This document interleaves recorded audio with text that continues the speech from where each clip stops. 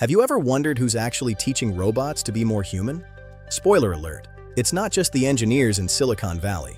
It's people like Zeus, a medical student in Nigeria, who comes home from the hospital, straps his iPhone to his forehead, and records himself folding laundry. Sounds bizarre, right? But right now, this is the front line for one of the hottest tech revolutions, training humanoid robots for the real world. It's exploding into a global gig economy. Before we dive into what daily life is like for these robot trainers, make sure to hit that like button and subscribe. Drop your thoughts in the comments. Would you film yourself folding laundry for AI? Let's get into this wild new world. So here's the deal. Companies like Tesla, Figure AI, and Agility Robotics are racing to build humanoid robots that move and interact just like us. Because of this, the demand for high-quality, real-world movement data is sky-high. Robots need to learn the skills we take for granted.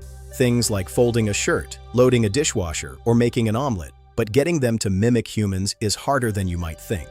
Virtual simulations can teach a robot to do a backflip, but they can't capture the subtle physics of a messy, real-life kitchen. This is due to something called Moravec's paradox. It's the discovery that high-level reasoning requires very little computation. But low-level sensory motor skills, the stuff a one-year-old can do, require enormous computational resources. It's a technical nightmare. Let's look back at Zeus's story. He lives in a hilltop city in central Nigeria. After a long day studying medicine, his second job begins. He turns on a ring light, straps his iPhone to his forehead, and begins recording himself doing everyday activities for hours at a time. He's part of a growing army working for Micro One, a US-based company in Palo Alto that recruits contract workers from over 50 countries. From India to Argentina, these workers are the silent partners in the AI race, performing chores on camera to generate training data. Micro One then sells this raw human movement data to robotics companies who use it to train their neural networks. For Zeus, the pay is good, about $15 an hour. In Nigeria, where unemployment is high, this is a life-changing income stream. But it's not all easy money. The job is monotonous. Imagine recording yourself folding the same pile of clothes for 4 hours straight. Zeus admitted, "I really do not like it so much. I'm the kind of person that requires a technical job that requires me to think." Still, it's a real way to earn and support his ambitions during hard economic times. It's a means to an end for many. Why is this data so valuable? Because manipulation, grasping, and moving objects is incredibly complex for an AI. Large language models like ChatGPT can process text perfectly, but physical action is another beast entirely. Text doesn't have friction or gravity. That's why investors piled over $6 billion into humanoid robotics just last year. Data is the secret ingredient for a breakthrough. You can't train a bot to be useful if it's only seen 3D graphics. It needs raw, physical data from messy, unpredictable homes. Companies like Scale AI, Encord, and even DoorDash are now paying people around the world to film everyday tasks. In China, they're going a step further. Workers suit up in exoskeletons and VR headsets inside huge robot training centers. They teach bots everything from opening microwaves to wiping tables. It's a high-tech factory for human motion. Ali Ansari, CEO of Micro One, estimates robotics companies are spending over $100 million every year just on these home videos. As smart young people from Lagos to Buenos Aires snatch up these gigs, the impact is real. But where does it lead? It's boosting local economies and bringing in new income streams, letting students like Zeus earn a living while pursuing their dreams. But let's not ignore the trade-offs. Recording your every move in your bedroom or kitchen raises massive questions about privacy. Who really owns this data? How is it being used? Are these participants given the full picture about where their videos will end up? As the market explodes, keeping ethics front and center will be crucial for the long-term success of humanoid AI. The race to build robots that navigate our world isn't happening in labs. It's playing out in living rooms across the globe. Thousands of gig workers are shaping the future, one tedious, awkwardly filmed chore at a time. This is the ghost work of AI. Next time you see a viral video of a robot making breakfast, remember, somewhere, a worker like Zeus had to teach it. That's the human side of robotics that nobody talks about, but it's the absolute key to our AI-powered future. Thanks for watching. If you found this story eye-opening, don't forget to like, share, and comment below. Would you become a robot data trainer?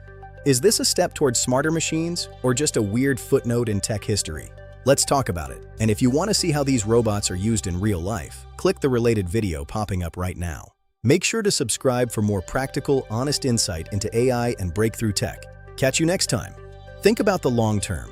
We aren't just training robots, we're building a marketplace for skills. One day you might download a chore pack trained by someone across the world. In Buenos Aires, trainers are capturing the nuances of preparing mate.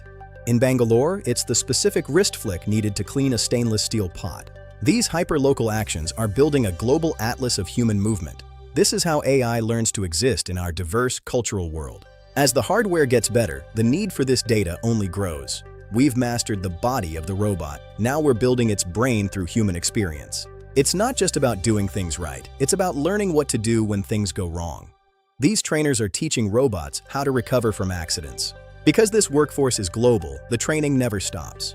When Zeus goes to sleep in Nigeria, someone in Argentina is just starting their shift. The economic impact is staggering. That $15 an hour can be 5 or 10 times the local minimum wage in some participating countries. It's a digital gold rush for the 21st century. Instead of mining for minerals, these workers are mining the value of their own physical movements. Logic can only get you so far. A robot can understand the idea of a door, but it needs human data to understand the feel of a sticky handle.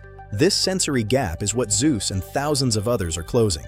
They are the bridge between cold code and the warm, messy reality of life. Behind the scenes, there's another army of reviewers ensuring every clip is perfect. One wrong movement could teach a robot a dangerous habit. One day, the robot in your kitchen will move with the grace of a professional chef. When it does, it will be thanks to the trainers of today. We're even starting to see data collection for soft tasks, like how to hand someone a cup of tea gently. We're training robots for empathy. It's a strange paradox. The most advanced machines in history are being built on the back of the most basic human chores. This will lead to massive legal battles. Does Zeus own his movement style? Can he take his training data to a different company? Work is evolving. From the Industrial Revolution to the data revolution, humans have always had to adapt to the machines they create.